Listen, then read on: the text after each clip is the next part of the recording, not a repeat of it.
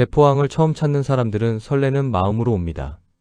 동해바다, 싱싱한 해산물, 항구의 활기찬 분위기, 속초 여행에서 빠질 수 없는 코스라는 이야기를 많이 들었습니다.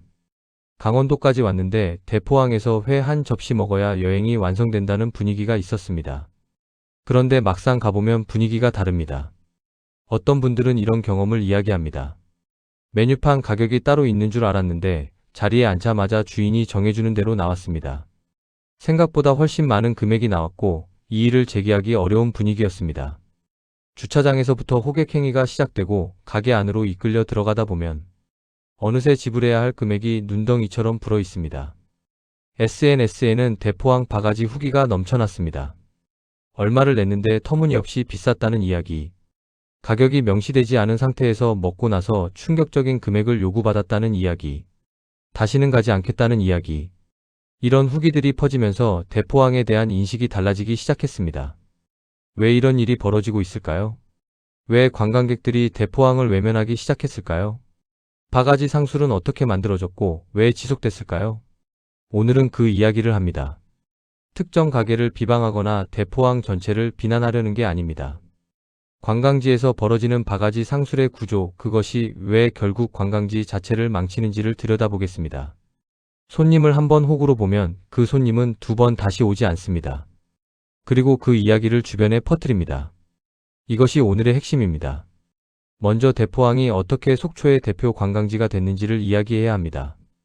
대포항은 강원도 속초에 있는 어촌 항구입니다.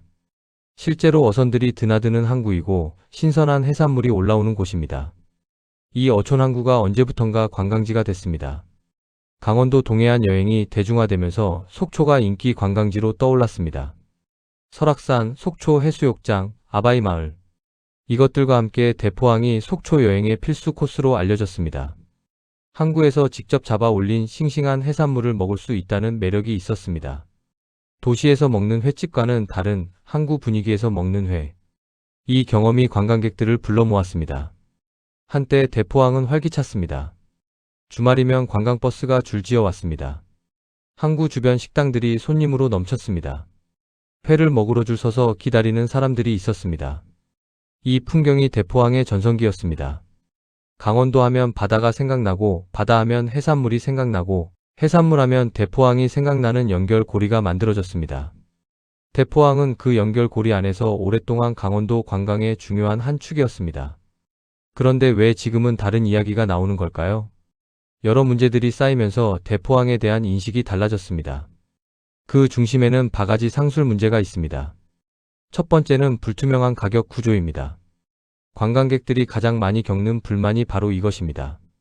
메뉴판이 없거나 있어도 가격이 명확하지 않습니다. 또는 메뉴판에는 가격이 있지만 실제로는 다른 방식으로 계산이 됩니다. 활어를 고를 때 무게로 계산하는데 그 무게가 어떻게 측정되는지 소비자가 확인하기 어렵습니다. 100g에 얼마라는 설명은 들었지만 실제로 나온 무게가 얼마인지 그 계산이 맞는지를 확인하기 어렵습니다. 기본 상차림이라는 명목으로 추가 비용이 붙는 경우도 있습니다. 처음에 회 가격만 생각하고 앉았는데 기본 반찬과 서비스라는 명목으로 별도 금액이 청구되면 당황하게 됩니다.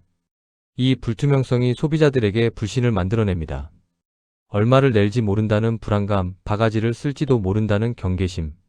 이 심리가 대포항을 찾는 발걸음을 멈추게 만들었습니다. 두 번째는 호객행위의 문제입니다. 대포항을 처음 방문하는 분들이 당황하는 것 중 하나가 주차장에서부터 시작되는 호객행위입니다. 차에서 내리기 무섭게 어느 가게로 가라고 안내해주는 사람들이 있습니다. 호텔 앞 벨보이처럼 보이지만 실제로는 특정 가게로 손님을 끌어들이는 역할을 합니다. 이 과정에서 손님이 원하는 가게를 자유롭게 선택하기 어려운 분위기가 만들어집니다. 익숙하지 않은 분들은 안내해주는 대로 따라가다가 나중에 예상보다 훨씬 비싼 금액을 내게 됩니다. 처음 온 관광객, 특히 나이 드신 분들이나 지역 사정을 잘 모르는 분들이 이런 상황에 취약합니다. 호객행위 자체가 불법은 아니지만 이 과정에서 소비자들이 불편함을 느끼고 불만을 갖게 됩니다. 세 번째는 SNS 시대에 퍼지는 불만의 파급력입니다. 예전에는 바가지를 써도 주변 사람 몇 명에게 이야기하는 것이 전부였습니다. 그런데 지금은 다릅니다. SNS에 후기를 올리면 수천, 수만 명이 봅니다. 유튜브에 대포항 바가지 경험을 올린 영상이 수십만 뷰가 나옵니다. 이 영상들이 대포항에 처음 가려는 사람들에게 검색됩니다. 대포항 가려고 하는데 바가지 심하다는데 사실이에요? 라는 질문들이 온라인에 넘쳐납니다. 한 번의 나쁜 경험이 디지털 기록으로 남아서 그 가게뿐만 아니라 대포항 전체 이미지를 오랫동안 훼손하게 됩니다. SNS가 없던 시절에는 나쁜 이야기가 천천히 퍼졌다면 지금은 순식간에 전국으로 퍼집니다. 네 번째는 경쟁 관광지의 부상입니다. 대포항이 바가지 논란으로 인식이 나빠지는 동안 대한 관광지들이 성장했습니다. 속초 시내에도 깔끔하고 가격이 투명한 해산물 식당들이 생겼습니다. 강릉 주문진이나 삼척 같은 다른 항구들도 관광지로 주목받기 시작했습니다. 무엇보다 소비자들이 정보를 갖게 됐습니다. 검색 한 번으로 어느 가게가 가격이 투명하고 어느 곳이 바가지 논란이 있는지를 알 수 있습니다.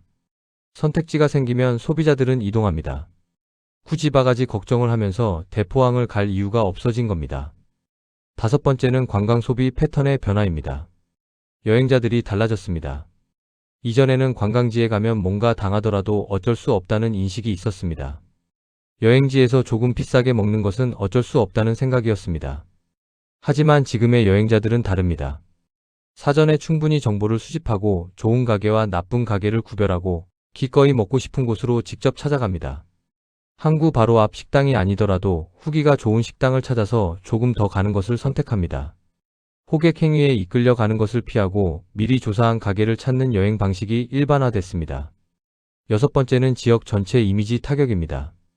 바가지 상술의 피해는 해당 가게에 그치지 않습니다. 대포항 전체, 나아가 속초 여행 전체 이미지에 영향을 줍니다. 속초 여행을 계획하던 사람이 대포항 바가지 후기를 보면 대포항만 피하는 것이 아니라 속초 여행 자체를 다시 생각하게 될 수 있습니다. 이것이 지역 관광 경제 전체에 미치는 영향입니다. 성실하게 운영하는 가게들도 있습니다. 정직한 가격으로 품질 좋은 해산물을 제공하는 가게들도 분명히 있습니다. 하지만 일부의 바가지 상술이 전체를 덮어버리는 이미지 문제가 생겼습니다. 일곱 번째는 구조적으로 변화하지 못한 상권입니다. 바가지 문제가 오래전부터 지적됐음에도 불구하고 왜 개선이 잘 안 됐을까요? 이것이 어쩌면 가장 중요한 질문입니다. 관광지 상권의 특성상 재방문보다 신규 방문이 주를 이룹니다. 다시 오는 손님보다 처음 오는 손님이 많습니다.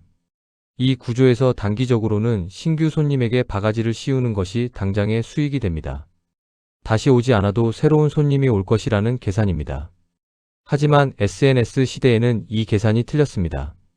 한번 속은 손님이 SNS에 올리면 그 이야기가 새로운 손님들에게 먼저 도달합니다.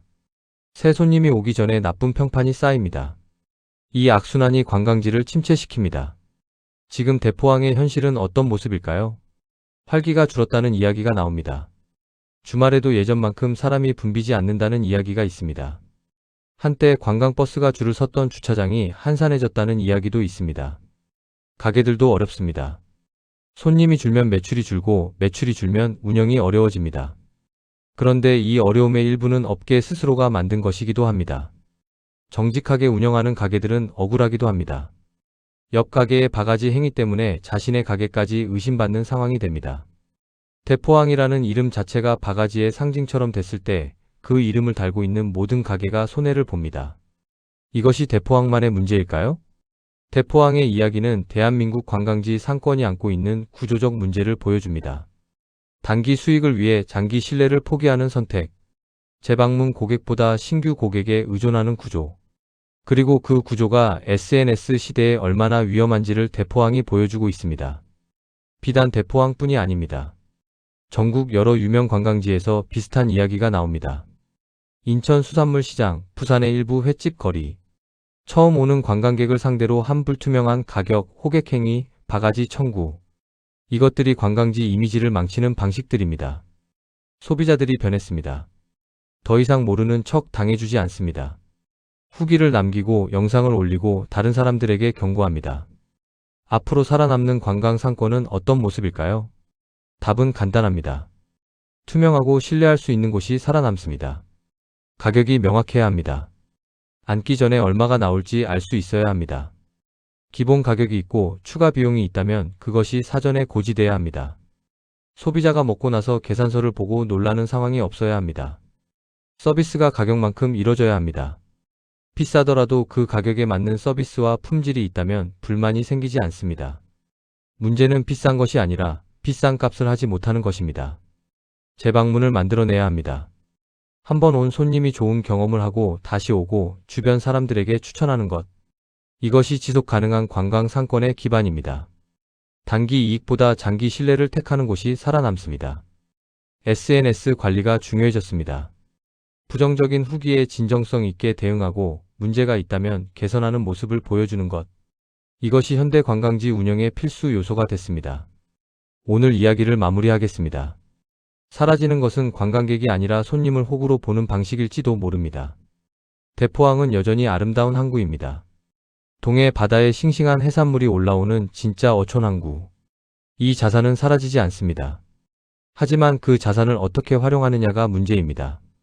한번 오는 손님을 최대한 뽑아내는 방식이 아니라 그 손님이 다시 오고 싶어지는 경험을 만드는 방식. 이 차이가 관광지의 미래를 결정합니다.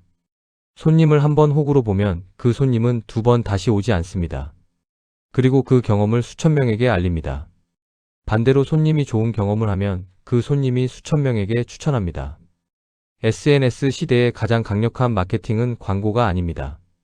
진심으로 만족한 손님의 후기입니다. 그것을 만들어내는 관광지만이 앞으로도 살아남을 수 있습니다. 대포항이 그 방향으로 변화할 수 있기를 바랍니다.